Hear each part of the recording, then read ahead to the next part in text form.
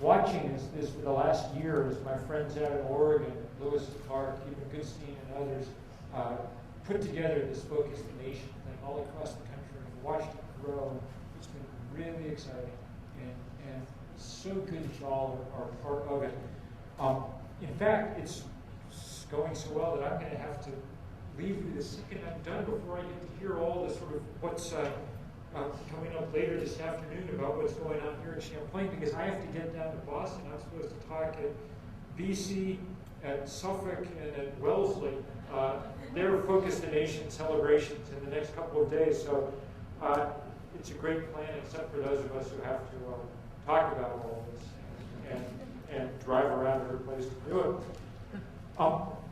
Look, this is supposed to be a teach-in, so I'm going to do my best to teach for a little while. I'm not going to sort of end up talking about exactly what we can do, but I'm going to start off by talking about exactly where we are, because if we don't have that well in our minds, then we're apt to make mistakes about how much, how quickly, on what scale we should respond. I wrote the first book about climate change now almost 20 years ago, a book called The End of Nature. 20 years ago, this idea was still a hypothesis, the idea that humans were adding enough, or burning enough coal and gas and oil, and hence adding enough carbon dioxide to the atmosphere, seemed on the one hand scientifically convincing. We know enough about the molecular structure of CO2 to know that it holds heat that would otherwise radiate back out to space. That's why, Mars is cold and Venus is warm, and we're kind of in the middle. It seemed scientifically sound, and it seemed emotionally counterintuitive, this idea that we'd grown large enough as a species to actually alter what was going on in the largest system on Earth, the climatic system, that really determines everything that happens on the surface. That increment of the sun's energy that's trapped in our narrow envelope of atmosphere doesn't just raise the temperature, it's all the energy we have to drive everything that goes on this Earth. How fast the wind blows, how quickly water evaporates, where it rains and where it snows, and how much. Everything that isn't tectonic or volcanic is driven by that solar energy, which in turn is trapped in part by that carbon in the atmosphere. Because it seems so counterintuitive, scientists went to work.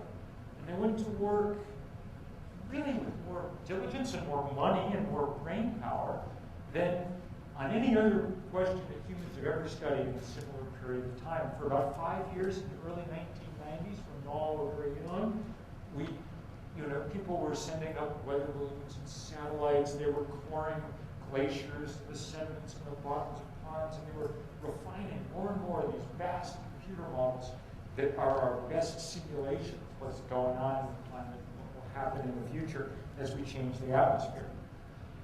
And by about 1995 or so, science had reached a workable consensus. The world climatologists were gathered together in this body called the Intergovernmental Panel on Climate Change, the IPCC, which won the Nobel Prize, shared the Nobel Prize with Al Gore earlier this year. The IPCC in 1995 declared that indeed humans were heating the planet and that it was going to be a very serious problem. It was a kind of wake-up call for us as a species, the idea that we had grown large enough to alter everything around us. And when I say everything, we can easily spend the next hour just listing what the effects will be as we raise the temperature of the planet, because we can already see them going on. So far, we've raised the temperature of the planet about 1 degree Fahrenheit, okay, about 1 degree, from about 59 degrees to about 60 degrees. It doesn't sound like that much, but it turns out to be a lot. So, for instance, if you're worried about the spread of disease around the world, one of the biggest vectors for the spread of disease, obviously, are insects. And mosquitoes in particular are expanding their range dramatically as temperatures warm.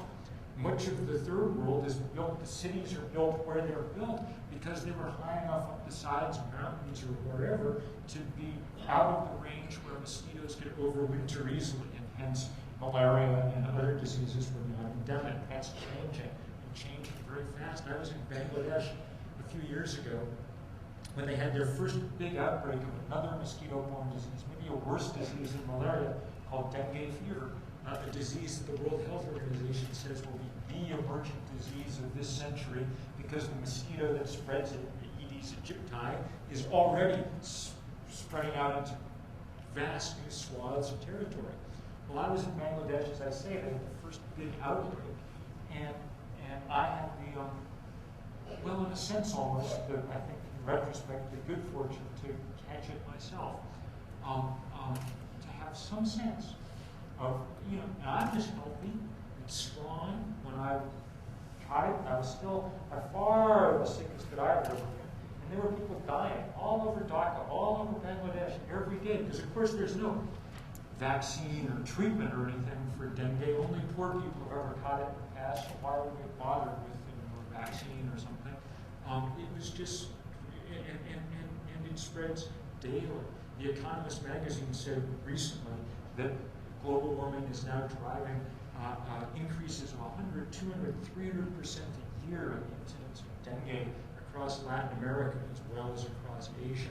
Every case of that takes immense amounts of money just to keep people in clinic or in hospital.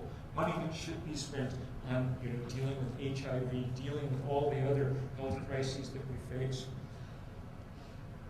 Look at the effects that we already see on the hydrological cycle, on how water is circulated through the atmosphere in our, on our planet. Drought. Warm water, warm air holds more water vapor than cold air does. Okay? So when you raise the temperature, you get more evaporation in dry areas, more aridity, more drought. And we can see that kind of drought all around this world, all around this continent.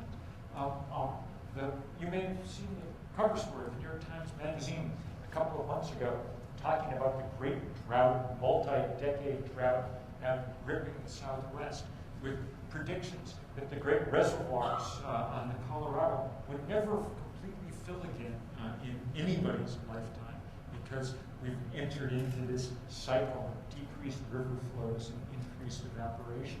We saw this winter, the city of Atlanta come within 30 days of running out of water altogether because of the huge and epic drought gripping the southeast.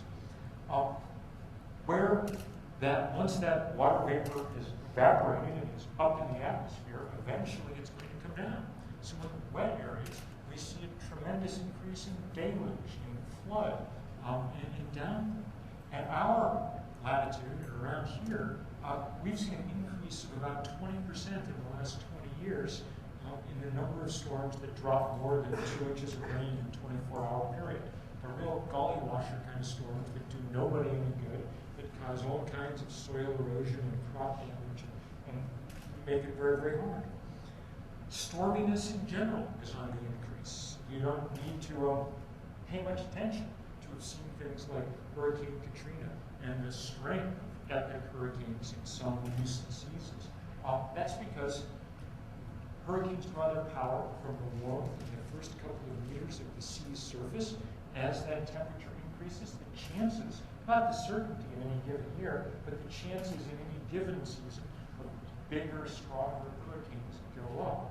The average hurricane is now about 60% longer in duration and 50% stronger at its maximum power than it was 50 years ago. Those are very large changes.